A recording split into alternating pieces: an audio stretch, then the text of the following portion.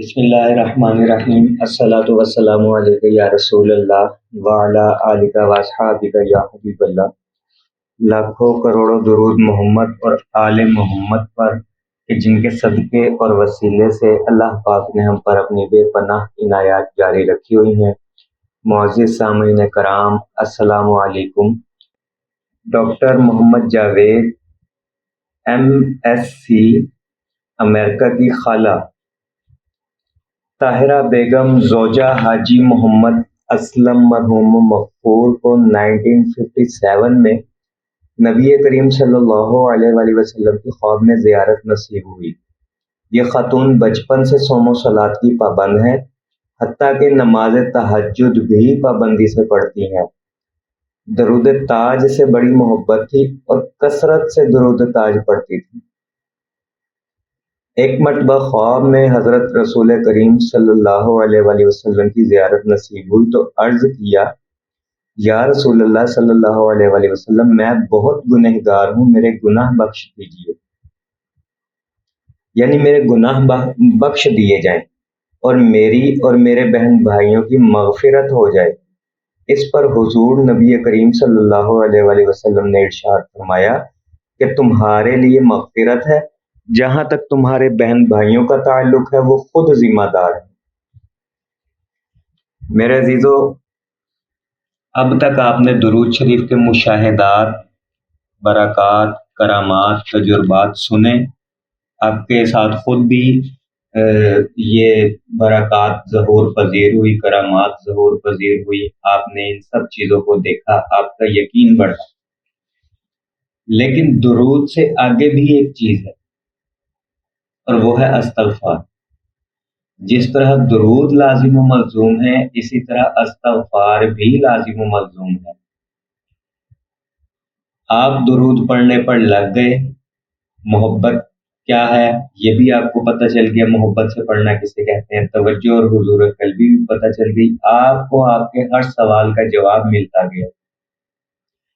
تو اب ضروری یہ ہے کہ درود کے سفر میں آگے بڑھیں۔ جب درود کے سفر میں آگے بڑھیں گے تو آپ کو ایک مقام اور ملے گا، اور وہ ہے استغفار کا مقام، جو درود شریف کو اور بھی زیادہ خوبصورت بنا دیتا ہے۔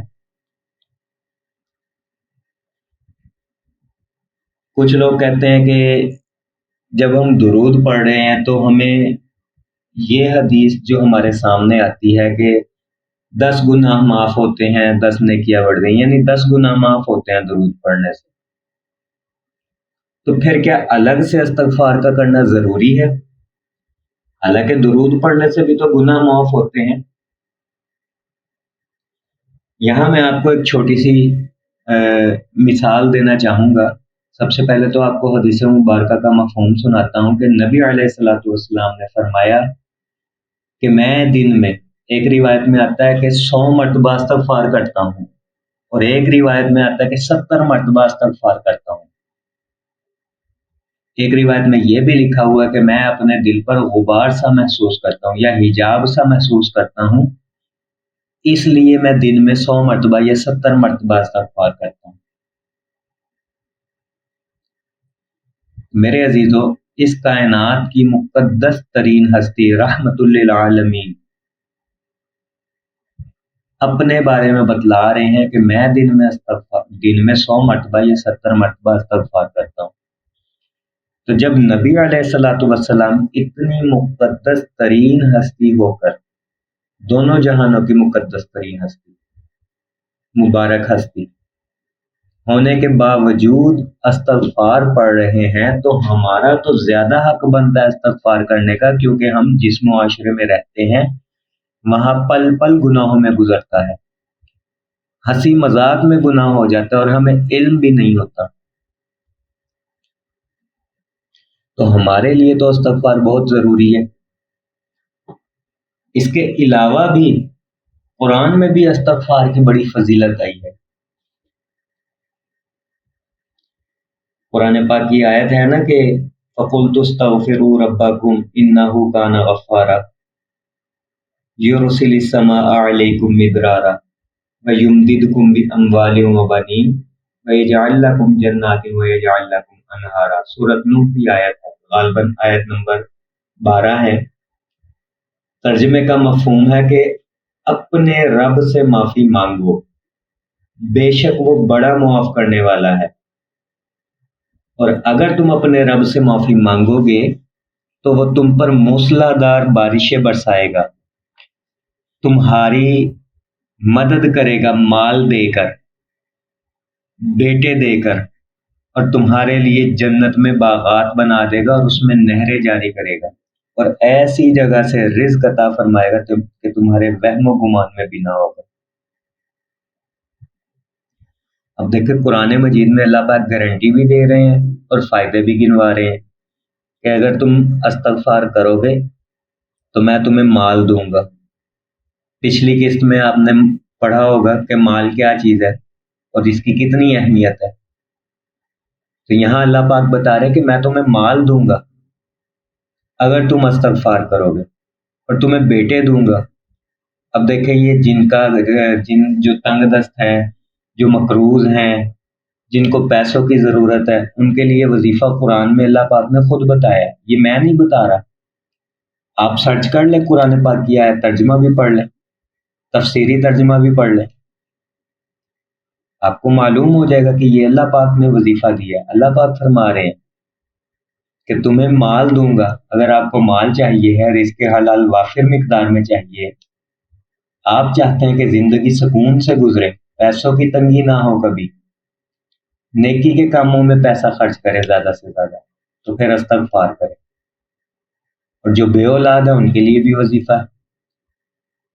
آپ روتے ہیں، تڑپتے ہیں، سسکتے ہیں، آہیں بھرتے ہیں، دعائیں مانگتے ہیں کہ اللہ پاک ہمیں اولاد دے دے، لیکن جو اللہ پاک کہہ رہے ہیں آپ اس پہ تو عمل نہیں کر رہے، آپ ادھر ادھر کے وظیفے پڑھتے ہیں، عاملوں سے تعویذ دھاگے لیتے ہیں، اللہ پاک جو وظیفہ بتا رہے ہیں وہ نہیں کرتے آپ۔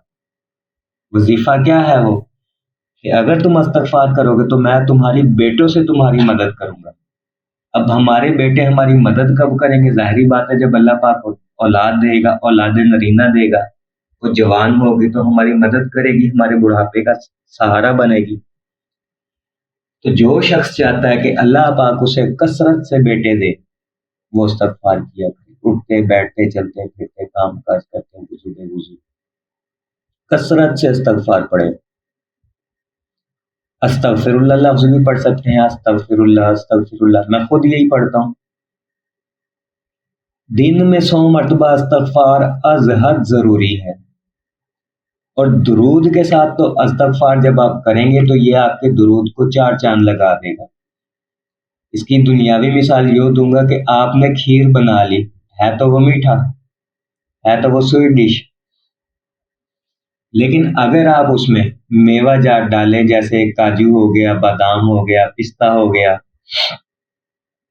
کشمش ہو گئی، کوکونٹ ہو گیا، اگر یہ چیزیں آپ ڈالیں تو کھیر کا ذائقہ بھی دوبالا ہو جاتا ہے اور وہ دیکھنے میں بھی خوبصورت بن جاتی ہے۔ بالکل اسی طرح درود تو آپ پڑھ ہی رہے ہیں، کھیر تو آپ نے بنا لی ہے، اب آپ استغفار کے میوے ڈالیں اس میں، سید الاستغفار کا میوہ بھی ڈال سکتے ہیں، اور بھی بہت سی استغفار ہے، اور خالی استغفر اللہ بھی پڑھ سکتے ہیں۔ میں نے بتایا میں خود یہی پڑھتا ہوں، آپ کا درود خوبصورت بن جائے گا اور آپ سنت پہ عمل کرنے والے ہو جائیں گے۔ یعنی نبی علیہ الصلوۃ والسلام استغفار کرتے تھے روزانہ، آپ بھی استغفار کرنے والے بن جائیں گے۔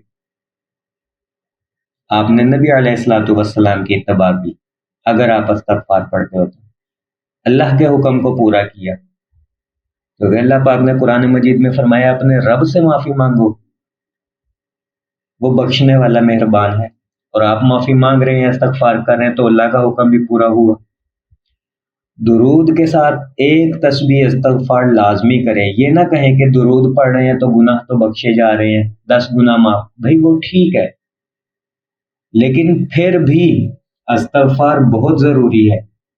اگر یہ ضروری نہ ہوتی تو الگ سے ہمیں استغفار کرنے کا حکم نہ ہوتا، وہیں پہ اللہ پاک قرآن پاک کی اس آیت میں کہہ دیتے کہ میں اور میرے فرشتے درود بھیجتے ہیں، لہذا صرف درود پڑھو، استغفار بھی نہ پڑھو، صرف درود پڑھو، تمہارے گناہ معاف کر دوں گا۔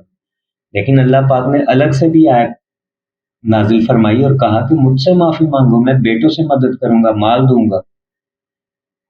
آپ پریشانیوں میں مبتلا ہیں، وظیفے پڑھ رہے ہیں، درود پڑھ رہے ہیں، لیکن مسئلہ حل نہیں ہو رہا، تو ایک مرتبہ استغفار کو بھی اپنے درود کے ساتھ شامل کر لیں۔ کچھ لوگ درود استغفار بھی پڑھتے ہیں، مجھے زبانی نہیں یاد، ورنہ وہ بھی میں یہاں پڑھ کے سنا دیتا۔ اس کے لیے آپ کو استغفار الگ سے پڑھنے کی ضرورت نہیں ہے، اس درود میں ہی استغفار آ جاتی ہے، اور اس میں اعظم بھی آتا ہے اس کے اینڈ پہ، یا حی یا قیوم، آپ وہ بھی پڑھ سکتے ہیں۔ میرے عزیزو، درود شریف کے ساتھ اپنی ایک تسبیح استغفار کا بھی معمول بنا لیں۔ یہ آپ کے نہ صرف درود کو چار چاند لگائے گا، بلکہ آپ کو ان مشکلات سے بھی نکال دے گا جن میں آپ پھنسے ہوئے درود پڑھنے کے باوجود بھی۔ مستقل مزاجی سے پڑھیں، اس میں ناغہ نہیں ہونا چاہیے تھے کہ کتنا ٹائم لگے گا۔ لفظ استغفر اللہ 1 گھنٹے میں آپ 5000 مرتبہ پڑھ سکتے ہیں آسانی سے۔ وضو کی بھی شرط نہیں ہے اس میں، جیسے درود میں وضو کی شرط نہیں ہے، ایسے اس میں بھی وضو کی شرط نہیں ہے۔ کثرت سے استغفار پڑھیں، زیادہ پڑھ سکتے ہیں زیادہ پڑھیں، دن میں درود پڑھ لیں، رات کو استغفار کر لیا کریں، ٹائم ٹیبل بنا لیں اپنی سہولت کے مطابق۔ انشاءاللہ ثم انشاءاللہ آپ کو وہ تمام فوائد لازمی حاصل ہوں گے جن کا ذکر اللہ پاک نے قرآن مجید میں خود فرمایا کہ استغفار کرو میں تمہیں یہ چیزیں دوں گا۔ دعا گو ہوں کہ اللہ پاک ہم سب کو درود شریف پڑھنے، پڑھوانے، لکھنے، لکھوانے اور اس کی اشاعت و تبلیغ کرنے والا بنائے۔ صلی اللہ علی محمد، صلی اللہ علی محمد، صلی اللہ علی محمد۔ السلام علیکم۔